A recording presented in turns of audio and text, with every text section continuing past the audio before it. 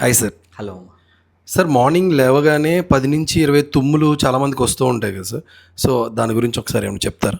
Morning లేవగానే 10-20 తుమ్ములు వస్తున్నాయి అని అంటే ఏంటంటే గనక ఆ పిల్లవాడికి కానీ లేకపోతే పెద్దవాళ్ళకి కానీ ఎవరికైనా అలర్జీ ఉంటే అలా 10-20 తుమ్ములు వస్తాయి.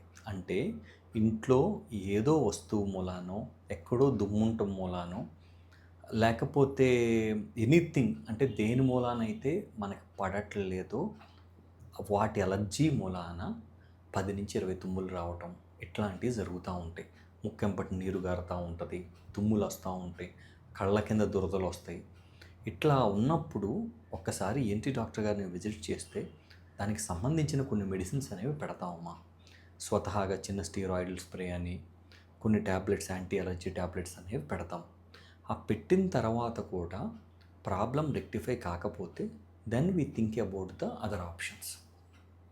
సో ఇట్లా ఈ సమస్యతో ఎవరైనా ఉంటే కనుక ఈఎన్టీ డాక్టర్ గారిని విజిట్ చేస్తే definitely they will get a solution. Thank you sir. Thank you.